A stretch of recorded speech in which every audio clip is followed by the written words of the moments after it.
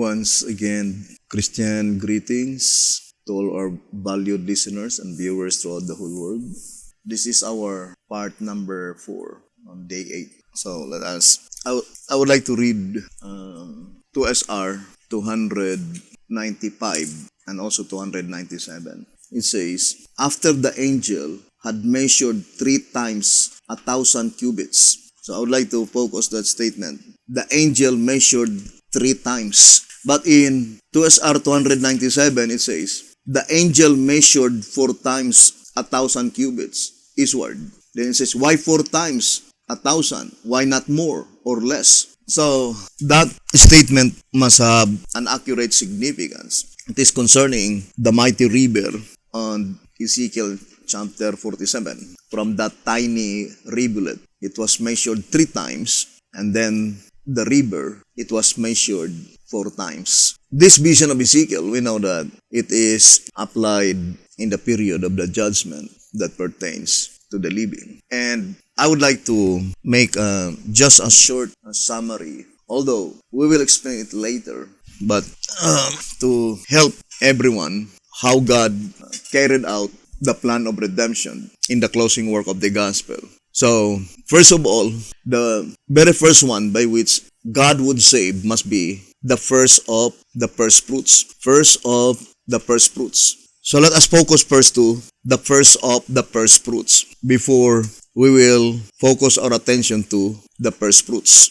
And we will try to prove to you that this year 2021 and the year 2022 is the last remaining 2 years we will be in the kingdom era, brothers and sisters. I would like to read this statement in 1 TG, number 25, on page 4. It says, concerning Micah 4, verse 1, although Micah forespoke sad news for ancient Judah, he forespoke this joyful news for Judah of the latter days. Trying, indeed, must it have been for Judah to look forward to her own destruction. Conversely, though it must have encouraged her to know that the time would come for her to return and to build the old waste places, to raise up the foundations of many generations. Isaiah 58 verse 12. And still more joyful should she now be to learn that the time for her returning to God and to the homeland has actually come. I would like to focus to that last sentence because the previous one is applied in the days of Bethlehem, that God gave to them an encouraging message that someday they will return to the land of promise. But the last sentence is plainly telling that the year by which our returning to God and to the homeland has actually come. And we will prove to you that this year 2021 is the year that we need to return to God completely. And then in 2022, we will return to the homeland. These last 2 years, the last 2 remaining years, is very important. I remember the statement in Answerer, number 2, page 84 and page 85. It says here, Answerer, number 2, page 84 and page 85. Satan's constant target, the people's repeated stumbling block. That the great controversy between Christ and Satan is over this crowning hope, the kingdom, is seen from the Lord's repeated instructions in the prophecies, in the types and in the parables, from Satan's constant effort to keep the human race out of it, and last, from human beings repeatedly being defeated in their warfare to become heirs of it. Working determinedly from the beginning to plunge all humanity into hell, Satan conceived his major strategy of misleading them concerning the kingdom. He succeeded with most of the Jews because they wanted the kingdom set up before its appointed time or not at all. And he is succeeding with many of the Laodiceans today because now, when the time appointed actually has come, they want to have it later or not at all. What a paradox! What an irony! Indeed, as history repeats itself, so does fully. The appointed time actually has come. Answerer number 2, page 84 and page 85. And Brothers and sisters, I remember the statement in 1TG, let's read the statement. The voice of inspiration, it says, brethren, that there is an appointed time set by God that God's people will return to the homeland. And the absolute question is that, it says here in 2TG 31 page 3, shall this returning be unexpected? No, it is not.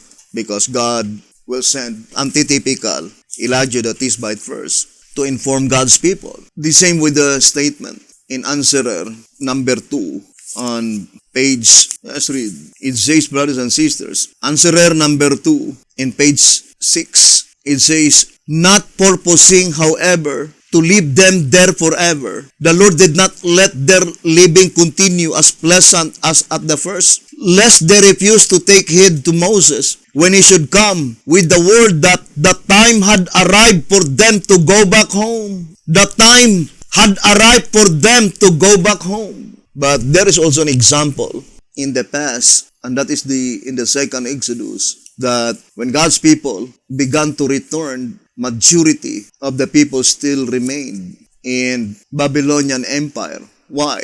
Because they were satisfied, brothers and sisters, according to the historical event, that majority of the Israelites remain in Babylon when God's people began to return. I would like to read that reading. I think that is in Timely Greetings in 1TG. And the reason is that it says in 1TG number 10, page 20. Before Haggai and Zechariah were called to the prophetic office, many of the Jews returned from Babylon to Jerusalem, although the majority remained in Babylon. Majority remained in Babylon. So because they were satisfied with their living.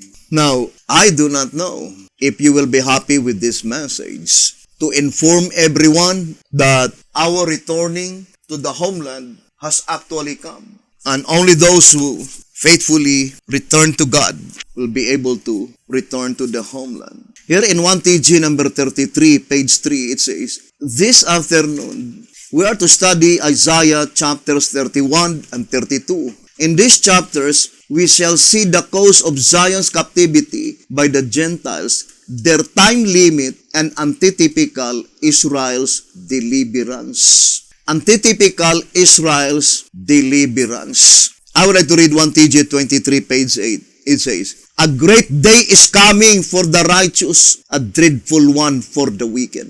A great day is coming for the righteous, a dreadful one for the wicked. We therefore, as children of Zion, are encouraged to sing and shout for joy because we have finally come to the time of God's great deliverance. 1TG 23, page 8. Now, I would like to present to you the evidences that this year, 2021, is the very time that God is calling us. I remember in 1TG 37, page 10, it says, their divine calling to awake, however, reveals that though the time of deliverance has come, yet they are in deep spiritual sleep, ignorant of these good tidings. 1TG 37, page 10. Their divine calling to awake, however, reveals that though the time of deliverance has come, yet they are in deep spiritual sleep, ignorant of these good tidings. I would like to read 1TG 37, page 18. It says, awake, awake, my friend, to the fact that our captivity, 1TG number 37, on page 18. Awake, awake, my friend, to the fact that our captivity, our sorrow, and our mourning are about over. We are never again to go through them. He who divides the sea can indeed make us free. In 1TG 38, page 22, 1TG 38, page 22, it says, if not awakened now, they may sleep forever. 1TG 38, page 22. If not awakened now, they may sleep forever. So, I would like to read again that admonition in Answerer number 5. It says, Answerer number 5, page 29. And now the only safe and sane procedure is to read closely every page of the solemn message contained in the Shepherd's Rod publications. let not a line escape your attention. Study every word carefully and prayerfully. Be earnest and diligent in your perusal of truth, and prove all things. Hold fast that which is good. 1 Thessalonians chapter 5, verse 21. Now, I would like to read 2SR 275. It says, the 430 years of Ezekiel should terminate in 1929 or 1930. But the perfect fulfillment of the prophetic period of Abraham in its antitype is yet in the future, going out of Egypt. And we will prove to you that that predicted event, going out of Egypt, will be fulfilled this year, 2021, going out of Egypt spiritually. And in 2022, God will take us out from Egypt physically.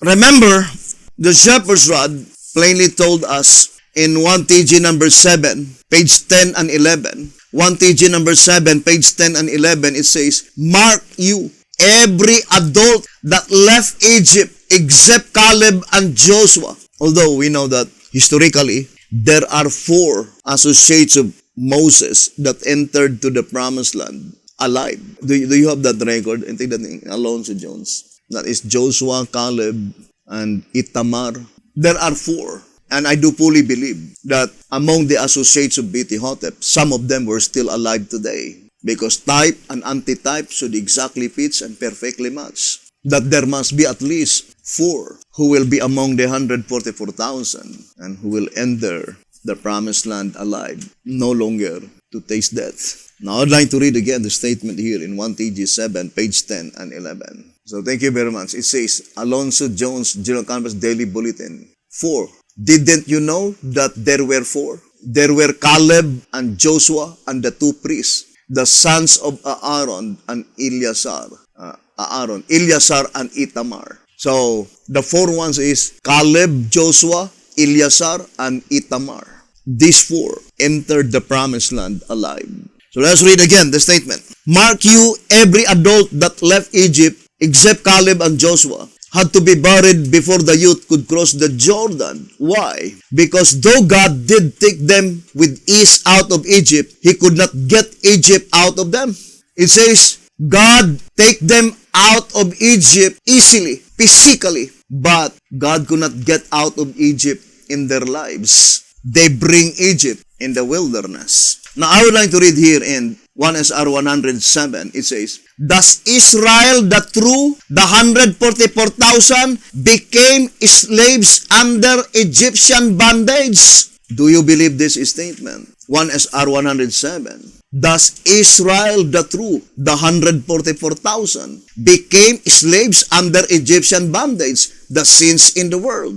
1SR 107. But I would like to introduce to all the brethren, the same as in the days of Moses. Moses told the Israelites, it's time to go home. Answerer number 2, page 6. It says, not purposing, however, to leave them there forever, the Lord did not let their living continue as pleasant as at the first, lest they refuse to take heed to Moses. When he should come with the word, when Moses should come with the word, that the time had arrived for them to go back home. The same with the statement in 1 TG, number 25, page 4, that our returning to God and to the homeland has actually come. Here in 1 Azar, page 64, it says, this experience of the Israelites in departing from Egypt was written for the instruction of those who should live in the last days.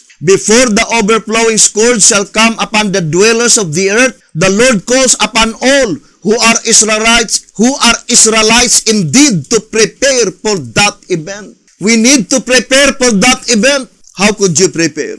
Unless you know.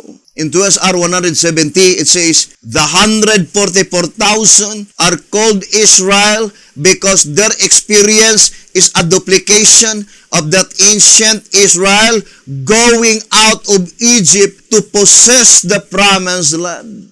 Now, I would like to read again the statement in 2SR 234. It says, why only two kinds of cereals brought to view? Why not five? The two cereals are sufficient to illustrate the thought and to clear the lesson. But the chief reason for only two is to draw attention to the first and last calls. Because reference is made of but two Israels, namely Israel after the flesh, the descendants of Abraham, and Israel after the spirit, the 144,000. But the object of the lesson is for the latter, who are hired at the 11th hour, for the truth of the parable has never been understood by any other company. So let us focus our attention to the first call and the last call.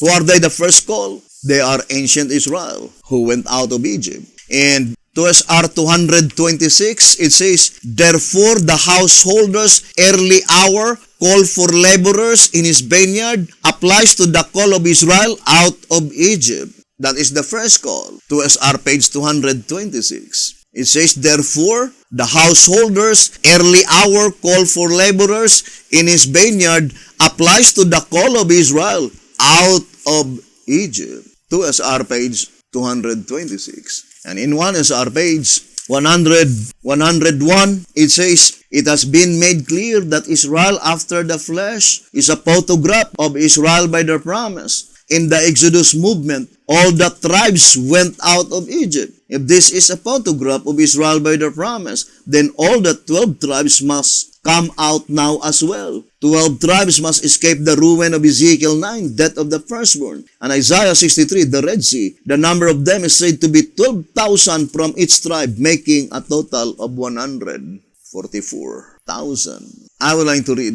2SR page 169. It says, again we note, 2SR 169. Again we note, at the time of the Passover in Egypt, the blood on the doorpost was a type of the marking or sealing. In that night, wherever the blood appeared on the doorpost, the firstborn, whether male or female, perish not. Just so now, those who receive the seal have applied the blood on the doorpost, forehead. And as the firstborn of both classes, those who died and those who did not, were a type of the present priesthood ministry. Evidently, the type points forward to a ministry in the antitype, made up of both sexes. The firstborn who died represent the class that shall fall under the slaughter weapons of the 5 men. And the firstborn who escaped from death represent the class that shall receive the mark of the man with the writer's inkhorn and pass from death to life. Thus the firstborn who live and pass through the Red Sea are a type of the 144,000. So it points out to the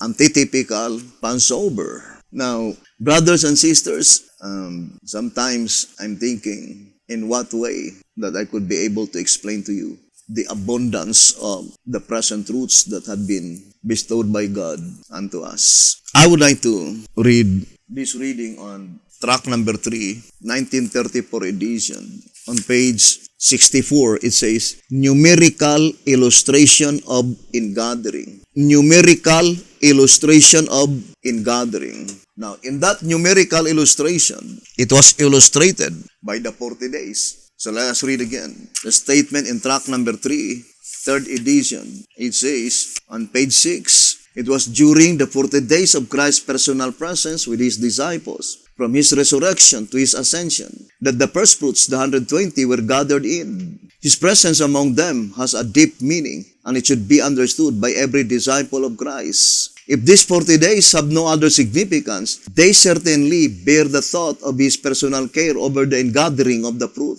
But shall we say this vigilance was true only during His short stay with His laborers in that particular time? Such thought would not entertain the truth of His being the only Savior from everlasting to everlasting. Jesus Christ says, lo, I am with you always, even unto the end of the world. Matthew 28, verse 20. Then it says, is He not the same vigilant Savior of the Old Testament as well as the New? Indeed, Jesus Christ is the vigilant Savior in both Testaments, Old and New Testament. Then it says, moreover, His personal care in gathering His people in those 40 days, which we see to be a type of His supervision of the ingathering of the fruits in every generation, should therefore reveal that He is the Lamb slain from the foundation of the world and the Good Shepherd in all ages. Now, the statement is very plain that the 40 days of Jesus Christ his stay on this earth after his resurrection should serve as a type of his supervision of the ingathering of the fruits in every generation. So, that is the 40 typical days. Now, let us go back again to track number 3 on page 86. The 40 days in Acts chapter 1 verse 3 and 9 from the resurrection to the ascension are consequently typical of the period from 1844 to the fulfillment of the marking and slaying as recorded in Ezekiel 9 and Revelation 7 verse 3 to 8, Revelation 14 verse 1 to 5, respectively, and in Testimonies to Ministers, page 445, Testimonies, Volume 3, page 266, also Early Writings, page 270 to 273. The 40 days from Christ's resurrection to his ascension, it says, are consequently typical of the period from 1844. Not only from 1844, but even to the fulfillment of the marking, and not only the fulfillment of the marking, as well as the slaying. That paragraph, nobody study, because it seems it is a mystery. How to decipher that 40 typical days? From Christ's resurrection to his ascension? Remember, the types is categorized by the shepherd's rod as the great searchlight. It says in 267 in 2SR, a great searchlight by the power of the Spirit shining through the types is the only medium that can remove the obstruction and clear the way to an understanding of this and many other mysteries that are considered incomprehensible and that baffle the human mind. 2SR page 267. So, the type is called by the shepherd's rod as the great searchlight, the only medium that can clear the confusion, and one of the strongest weapon employed by God to defeat the enemy of souls. In 1SR Pocket Edition, page 73, it says, so completely disarming the enemy of souls, the great designer of these typological truths leaves the reader free to make his own choice as to whether he will continue in the darkness or come out into the light of the Lord, no longer to wonder what church to join or what is truth and what is error. 1SR Pocket Edition, page 73. Now, let us now look at the precious message, the 40 typical days. Serve as a type in every generation concerning the gathering of God's people. I would like to focus our attention to the gathering that took place in 1844. It says here in track number 5, page 108, it says, thus the doctrine of the investigative judgment, along with the doctrine of ingathering and numbering the 144,000, comprises the present truth committed to the Seventh-day Adventist denomination in 1844. And these two great truths up to the additional message of today, Early Writings, page 277, the Seventh-day Adventist denomination was to proclaim before many peoples and nations and tongues and kings. What doctrine? Investigative judgment along with the doctrine of ingathering. But how God revealed the ingathering? 40 typical days. By 40 typical days, I would like to read track number 3. It says, page 85. Track number 3, page 85. Wonderful indeed is the way in which God has worked out the plan of salvation and revealed it step by step as necessary. You see how God worked out the plan of salvation and revealed it step by step as necessary? When in 1844, the investigative judgment of the dead and the ingathering of the first fruits of the living began, he did not leave his people in darkness concerning these events. The very first vision which Sister White received in 1844 was of the 144,000 first fruits, the servants of our God, who shall never taste death. See Early Writings, pages 13 to 15. When does the ingathering commence? In 1844. How does it is revealed? 40. By that symbolic number 40. Now, we will show to you, brothers and sisters. I think we have that diagram. Let us use this diagram 174. But, this one, 102. The 40 typical days from Bible to Gregorian. Now, ponder deeply, brothers and sisters, and think it thoroughly. Jesus Christ was resurrected April 18. I would like to make a diagram and just copy this diagram. April 31 AD to May 31 AD. Sunday, Monday, Tuesday, Wednesday, Thursday, Friday, Saturday. Sunday, Monday, Tuesday, Wednesday, Thursday, Friday, Saturday. Pattern number 6. 1, 2, 3, 4, 5, 6, 7, 8, 9, 10, 11, 12.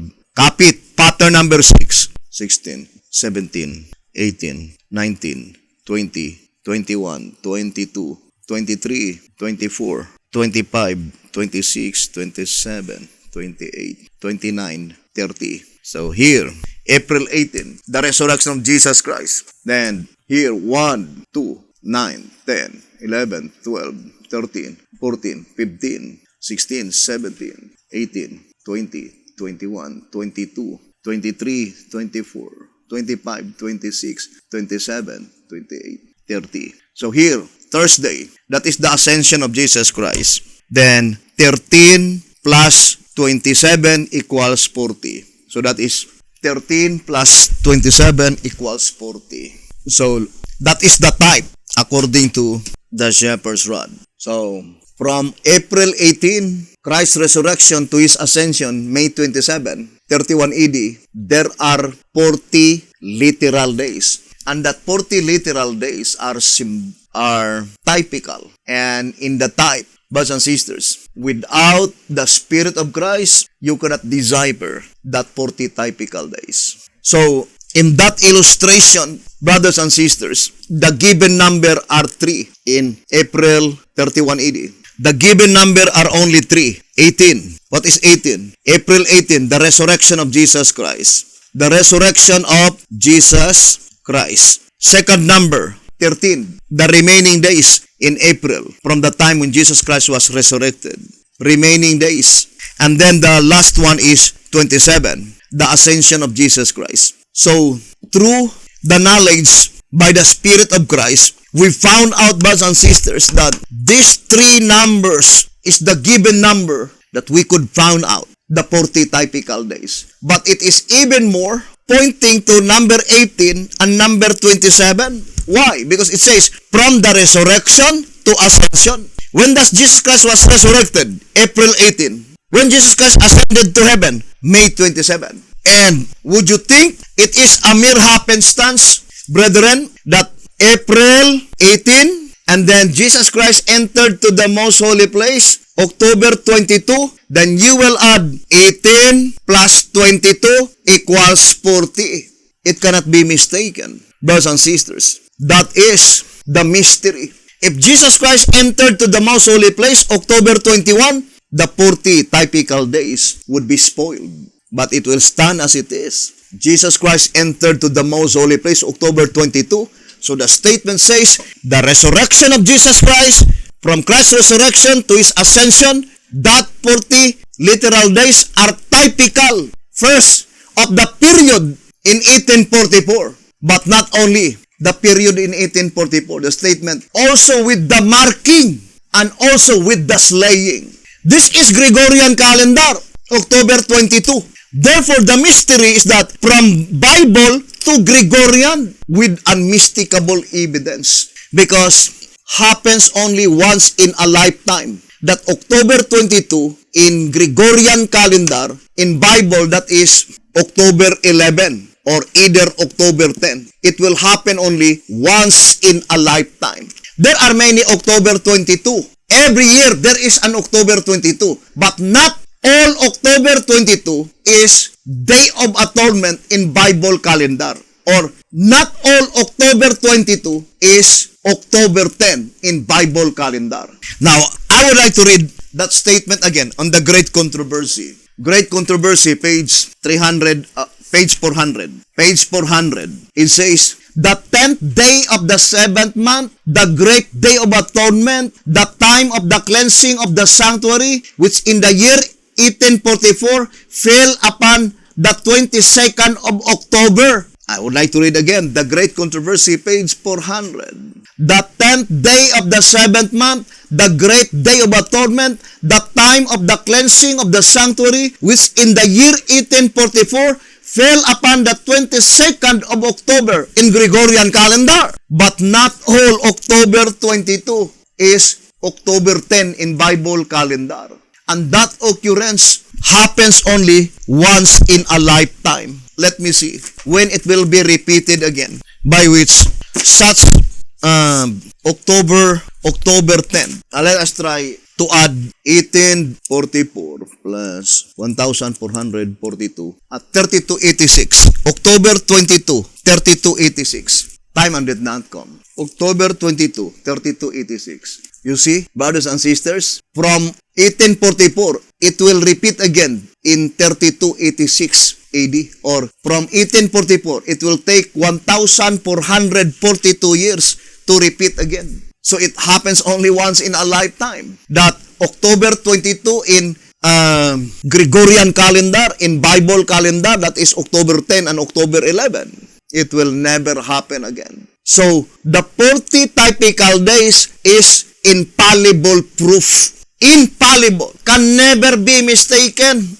Because the 40 typical days, in Acts chapter 1, verse 3, the only verse that you can read the statement, infallible fruit. Therefore, the infallible fruit is attached to the 40 typical days. Now, I need to repeat again. The only way that you could ascertain clearly the Day of Atonement is through the weekly cycle. Because the weekly cycle had never been changed. The weekly cycle never been changed. It was fully protected and guarded by God, right? Track number 10, page 35. Track number 10, page 37. With unbroken line. And the biblical rule of reckoning, 30 days in each month. Only 360 days every year. So we can easily understand that from one Day of Atonement to another, there must be exactly 360 days. How do we know that March 27, 2021, that is Day of Atonement? Simply, very simple, by counting the number of days. Now let us look at the timeanddate.com. October 21, 1844. Then count 179 years. You see, brothers and sisters, that would be March 27, 2021. So we can easily understand that March 27, 2021 is the 179 atonement. Do you believe, brothers and sisters, that in the holy place, there must be only 179 atonements? Now, look at, brothers and sisters. March 27. There are only two numbers. Why is it that the partner of October 22 is 18? Because it points out to the commencement. But how about the last and the final Day of Atonement in the holy place?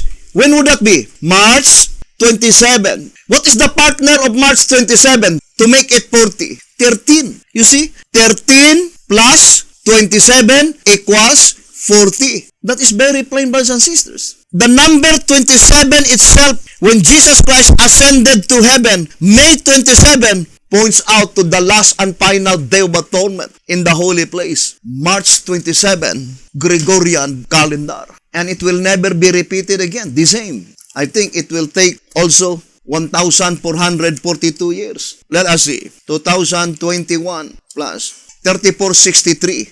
Let us look at in timeanddate.com. Gregorian calendar. March 27, 3463. Still, it is not, brothers and sisters. So, it must be 5837. 7858. 7858. You see? From 2021, it will happen again in 7858, meaning 6,000 years will elapse from 2021. That is infallible, brothers and sisters. God gave unto us infallible proof. What is the infallible proof? Acts 1 verse 3. What is Acts 1 verse 3? The only verse that you can read the statement, infallible proofs. The 40 days, the number 40. Answer the mystery, brothers and sisters. That the commencement of the cleansing of the sanctuary, answer the number 40. 18 plus 22. The last and the final Day of Atonement, In the cleansing of the sanctuary, in the holy place, answer the number 40. 13 plus 27. You see, brothers and sisters? March 27, 2021, if that is not the fulfillment of the prophecy, brothers and sisters, then you will count another 6,000 years to repeat again, to make it 40. And that is why, without any doubts, through that 40 typical days, it can stand without impeachment. This year, brethren, is the last and the final day of atonement. And the following year is the day of vengeance. We will continue this subject and hoping that the good Lord would bless us and would help us. Thank you very much. Have a beautiful, wonderful evening.